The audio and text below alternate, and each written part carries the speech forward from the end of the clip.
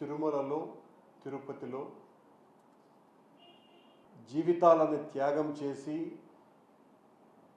హిందూ ధర్మాన్ని కాపాడాలని కంకణబద్ధులైనటువంటి సాధువుల పట్ల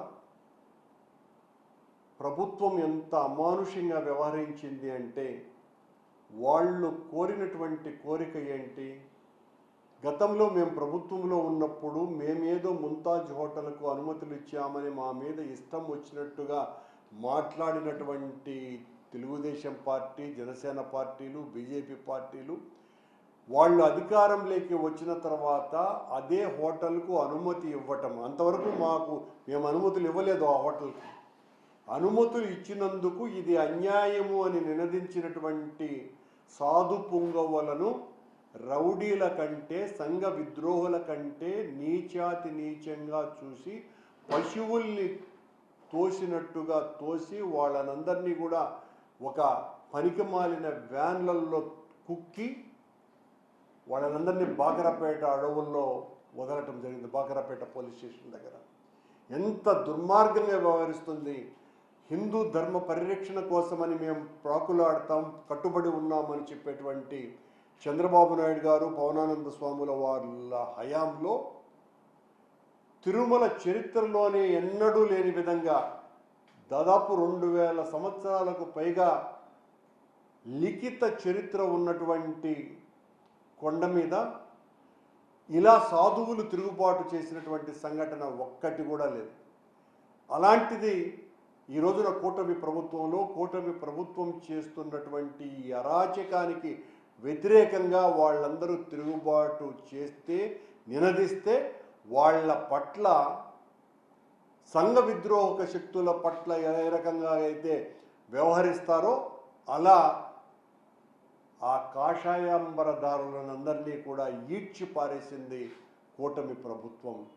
ఇంతకంటే హిందూ ధర్మానికి అవమానకరమైనటువంటి సంఘటన భారతదేశంలోనే జరగల. అది మత కల్లోలాలు ఉన్నటువంటి ప్రదేశాలలో కూడా ఈ రకంగా సాధు పుంగవులు ఏదైనా ఒక ప్రశాంతమైనటువంటి వాతావరణంలో ఏదైనా ఒక ప్రదర్శన చేస్తే అలాంటి చోట్ల కూడా, ప్రమాదకరమైనటువంటి చోట్ల కూడా ఈ రకంగా వాళ్ళ పట్ల ఇతర మతస్థులు కూడా వ్యవహరించాల. కానీ హిందూ ధర్మాన్ని పరిరక్షించటానికే మా ప్రభుత్వం వచ్చింది అని చెప్పేటువంటి ఈ కూటమి ప్రభుత్వంలో నిన్న ఎంత అలజడి, ఎంత ఆందోళన, ఎంత దారుణము. వాళ్ళు కోరినటువంటి కోరిక ఏంటి? మీరు చెప్పినదే కదా, అక్కడ ఆ హోటల్ నిర్మాణాన్ని ఎట్టి పరిస్థితుల్లోనూ జరగనివ్వము అని చెప్పింది చంద్రబాబు నాయుడు గారు, పవన్ కళ్యాణ్ గారు. దానికి మద్దతు పలకమని ఈరోజు మీరు ఇచ్చినటువంటి జీవోకు వ్యతిరేకంగా వాళ్ళు గత కొద్ది కాలంగా డిమాండ్ చేస్తున్నారు. ఆ సాధువులంతా కూడా ఈ రోజున వాళ్ళు మీరు ఎంత మొత్తుకున్నా వినలేదు కాబట్టి సాక్షాత్తు వెంకటేశ్వర స్వామికి నివేదించాలని కొండకు వెళ్ళటం జరిగింది. వాళ్ళ పట్ల మీ పోలీసు వాళ్ళు, అక్కడ ఉన్నటువంటి సెక్యూరిటీ సిబ్బంది ప్రవర్తించినటువంటి తీరు వలనే ఈ రోజున సభ్య హిందూ సమాజానికి అవమానకరమైనటువంటి పరిస్థితి దాపురించింది. సాధువుల పట్లనే ఇలా వ్యవహరిస్తారా? వాళ్ళు ఏమన్నా అక్కడ వేరేటువంటి నినాదాలు చేశారా? అది లేదు.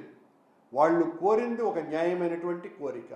మీరు ముందే నోటీసులు ఇచ్చినారు అని చెబుతున్నారు. నిజంగా వాళ్ళు ఆ రకంగా ఆందోళనలు గుడి నిబంధనలకు వ్యతిరేకంగా చేస్తారు అనంటే వాళ్లను అలిపిరి దగ్గరనే కన్విన్స్ చేసి స్వాముల వారు ఇలా చెయ్యకూడదు అని వాళ్ళను వేడుకోవాల తప్ప, మీరు రాజకీయ నాయకుల్లో లేదా గూండాలలో చూసినట్టుగా మీరు చూసి వాళ్ళ పట్ల ఇంత అమానుషంగా వ్యవహరిస్తే హిందూ ధర్మానికి మీరు చెడ్డ పేరు తెచ్చినటువంటి వాళ్ళు కారా? నిన్న కాషాయంబరదారుల మీద జరిగినటువంటి దాడిని వైఎస్ఆర్ కాంగ్రెస్ పార్టీ తీవ్రంగా ఖండిస్తున్నది. ఇలాంటి పనులు చంద్రబాబు గారు, పవనానంద స్వాముల వారి హయాంలోనే జరుగుతాయి తప్ప ఇంకెవ్వరి కాలంలోనూ జరగవు. ఈ రకంగా సాధువుల మీద చేయి చేసుకోవటం అన్నది చంద్రబాబు గారి పాలనకే చెల్లుబాటైంది. నేను మొత్తం హిందూ ధార్మికతను కాపాడాలని కోరుకునేటువంటి పీఠాధిపతులు, ధార్మికవాదులు, సాధువులు వీళ్ళనందరినీ కూడా ప్రార్థిస్తూ విజ్ఞప్తి చేస్తున్నదో ఈ రకంగా ఈ కూటమి ప్రభుత్వం ఇంత దుర్మార్గంగా వ్యవహరిస్తున్నది. మొత్తం ఇవన్నీ కూడా వీడియోల ద్వారా బయటికి వచ్చేసి ఆ సాధువులందరినీ కూడా మిడబెట్టి తోస్తూ ఆ వెహికల్లో ఎక్కించటం అన్నది, ఇలా ప్రవర్తించటం అన్నది కరెక్టా? ఇలా చేయటం సభ్య సమాజం అంగీకరిస్తుందా? ఇలా చేయటం హిందూ ధార్మికతను పరిరక్షించటమా? వాళ్ళు ఆందోళన చేస్తే ఆ ఆందోళన కొండ మీద చేయకూడదు అని ముందే వాళ్లను కట్టడి చేసి వాళ్ళను కన్విన్స్ చేసి వాళ్ళ ఆందోళనను అలిపిరికి పరిమితం చేసి ఉండాల్సినటువంటి బాధ్యత కూడా మర్చిపోయి ఇక్కడ మాత్రం చోద్యం చూసి అక్కడ మాత్రం వాళ్ళ పట్ల ఇంత దుర్మార్గంగా వ్యవహరించటం, సాధువులు అన్నటువంటి విషయాన్ని చూడకుండా కాషాయం వేసినటువంటి వాళ్ళ పట్ల దైవ సమానులుగా భావించేటువంటి మన హిందూ సమాజంలో అత్యంత పెద్ద ధార్మిక క్షేత్రంలో కూటమి ప్రభుత్వంలో కూటమి ప్రభుత్వ పోలీసులు, విజిలెన్స్ ఆఫీసర్లు, అక్కడ ఉన్నటువంటి సెక్యూరిటీ గార్డులు వీళ్ళు ప్రభుత్వం యొక్క అనుమతితో చేసినటువంటి ఈ హిందూ ధర్మం మీద కొట్టిన దెబ్బ అంతా ఇంత కాదు అని మేము భావిస్తున్నాం. మొత్తం హిందువులందరూ కూడా అదే రకమైనటువంటి భావనలో ఉన్నారు. నిన్న వాళ్ళ మీద జరిగినటువంటి ఈ పాశవిక చర్యను పూర్తిగా ఖండిస్తున్నాం.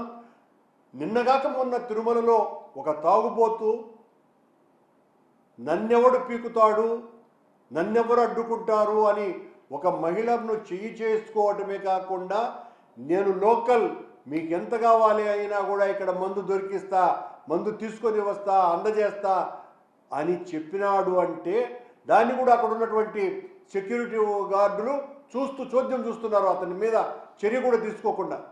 ఆ తర్వాత లాక్కెళ్ళారు, అది వేరే విషయం. అంటే ఒకడు ధైర్యంగా ఈ కూటమి ప్రభుత్వం నన్నేమీ చెయ్యదు, నేను అది కూడా వెంకటేశ్వర స్వామి ఆలయం ముందరనే ఓ తాగుబోతు వెధవ ఇంత అసాంఘికంగా ప్రవర్తిస్తే ఏ కాడికి వెళుతుంది వీళ్ళ ధర్మ పరిరక్షణ?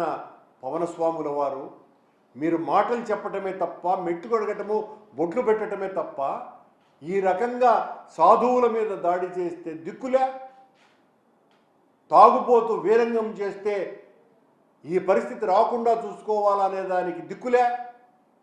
ఇంత అరాచక పోకడలు సాక్షాత్తు వెంకటేశ్వర స్వామి ఆలయ ప్రాంగణంలోనే జరుగుతున్నాయి. ఆలయ అధికారులకు, మీ కూటమి నాయకులకు ఊడిగం చేస్తూ దర్శనాలు చేయించటం తప్ప మేము మా హయాంలో 5,000కు మించలేదు విఐపి బ్రేక్. మీ హయాంలో ఇప్పటికి 7,500 దాటిపోయినాయి.